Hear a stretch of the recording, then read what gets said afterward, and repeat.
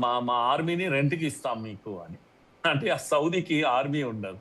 సౌదీకి defence ఉండదు. డబ్బు ఉంటుంది గానీ, డిఫెన్స్ ఉన్నది. ఏదైనా కావాలంటే అమెరికా ఉంది మమ్మల్ని కాపాడడానికి అన్నట్టుగా ఉంటుంది. సౌదీ రిచ్ కంట్రీ అయినప్పటికీ కూడా పాపం దానికి డిఫెన్స్ లేదు.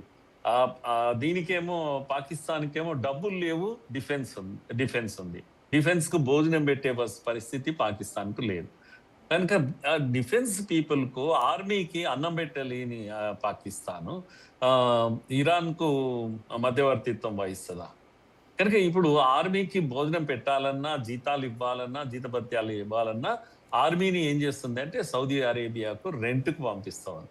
అందుకని ఇప్పుడు యుద్ధ సమయం, అయ్యా ఇరాన్ మా పైన దాడి చేస్తుంది. రాండి వచ్చి మమ్మల్ని కాపాడండి అని సౌదీ అరేబియా పాపం అడుగుతూ ఉంది. మరి మేము డబ్బులు ఇస్తున్నాం కదా మీకు అని.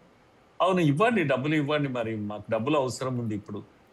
మీకు కావాలంటే ఇరాన్ మేము దాడి చేయకుండా చేస్తాం అని ఇరాన్ బెగ్ చేస్తుంది. ఇరాన్ అవసరం ఏముంది అంటే ఇప్పుడున్న పరిస్థితుల్లో ఆయిల్ అమ్ముకోవాలి. ఆయిల్ అమ్ముకుంటే కాసిన డబ్బులు వస్తాయి. అమెరికా అన్ని ఆంక్షలు పెడతా ఉంది. ఎక్కడ ఆయిల్ అమ్ముకునే పరిస్థితి లేదు. హర్ముజ్ జలసంధి పూర్తిగా బ్లాక్ అయిపోయింది. అందుకని ఇరాన్ యొక్క అవసరాలు ఇరాన్కు ఉన్నాయి, సౌదీ అవసరాలు సౌదీకి ఉన్నాయి, పాకిస్తాన్ అవసరాలు పాకిస్తాన్కు ఉన్నాయి. కనుక దొందే అంటాం. అందరు కలిసి ఈ డ్రామా ఆడుతున్నారు, నాటకం ఆడుతున్నారు. ప్రపంచమంతా నివ్వెరపోయి, అంతర్జాతీయ సమాజం అంతా కూడా నివ్వెరపోయి చూస్తా ఉంది. ఏంది ఇది అని చెప్పేసి నవ్వుకుంటున్నారు. ఇప్పుడు టాక్ ఆఫ్ ది టౌన్ అని అంటాం. ప్రపంచం అంతా కూడా, ముఖ్యంగా మీడియా పీపుల్ అంతా కూడా ఇదే చర్చ నడుస్తుంది. అమెరికాకు తెలియదా, లేదు కళ్ళు మూసుకున్నట్టు ఊరికే పిల్లి కళ్ళు మూసుకొని పాలు తాగినట్టుగా చేస్తుందా అనేది కూడా ఇప్పటికీ అర్థం కానటువంటి విషయం. కనుక అమెరికాకు తెలిస్తే ఏమవుతుంది? ఆంక్షలు విధిస్తుందా పాకిస్తాన్ పైన? ఆంక్షలు విధిస్తే పాకిస్తాన్ బ్రతుకుతుందా అమ్మ పాపం? ఒక 10 రోజులు కూడా బ్రతకలేదు ఆంక్షలు అంటూ పెడితే. కనుక అమెరికా కూడా ఏం చేస్తుందంటే చూసి చూడనట్టు వ్యవహరిస్తుందేమో అని అనిపిస్తుంది నాకు. సో ఇదంతా ఒక నవ్వుకునే అంశంగా మారిపోయింది. ఇరాన్ కూడా కొట్టినట్టు చేస్తుంది. కొట్టడం లేదు సౌదీని ఇప్పుడు గూడా.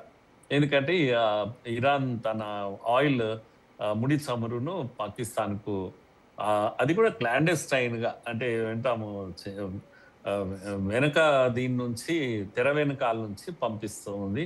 పాకిస్తాన్‌కి లేకపోతే ఆయిలే లేదు అసలు. అయినా పాకిస్తాన్ ఇరాన్‌కి ఇప్పట్లో డబ్బులు ఇస్తుందా అంటే అది ఇవ్వదు. డబ్బులు లేవు.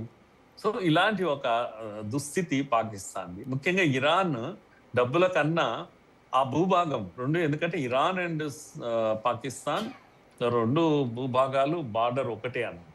కనుక ఈ భూభాగాన్ని వాడుకుంటుంది ఇరాన్. తన తన యుద్ధ విమానాలను వీటిని ఇక్కడ దాస్తుంది. కొన్ని మిసైల్స్‌ని ఇక్కడ దాస్తుంది. ఇవన్నీ కూడా మరి అమెరికాకు తెలిసిన రోజు ఏమవుతుంది అనేది మనం ఇప్పట్లో ఏం చెప్పలేం గానీ, ఇదైతే ఒక వింతైనటువంటి విషయము.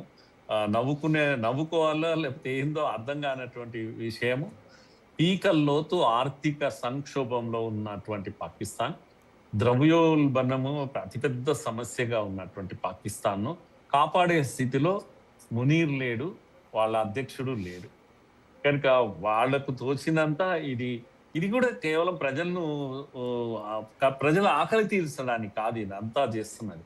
దేనికి అని అంటే ఆర్మీ ఆకలి తీర్చడానికి, ఆర్మీని కొద్దిగా బలంగా ఉంచడానికి మాత్రమే ఈ యొక్క చమురు ఉపయోగపడుతుంది తప్పితే ప్రజలందరికీ ఇదేదో సహాయపడుతుంది. అక్కడ డీజిల్ దొరకడం లేదు, పెట్రోల్ దొరకడం లేదు.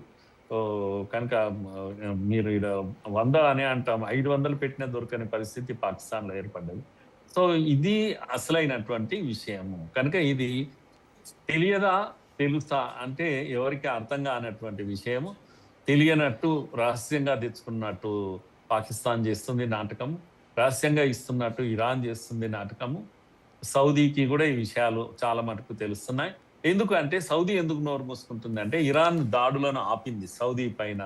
దాడులు అప్పుడప్పుడు చేసినా కూడా పాకిస్తాన్ యొక్క బెదిరింపులకు భయపడి అయ్యో చేస్తే మళ్ళీ నేను ఆయిల్ అమ్ముకోలేను కదా అని ఇరాన్ కూడా చూసి చూడనట్టుగా వ్యవహరిస్తుంది. దాడులు తగ్గించింది.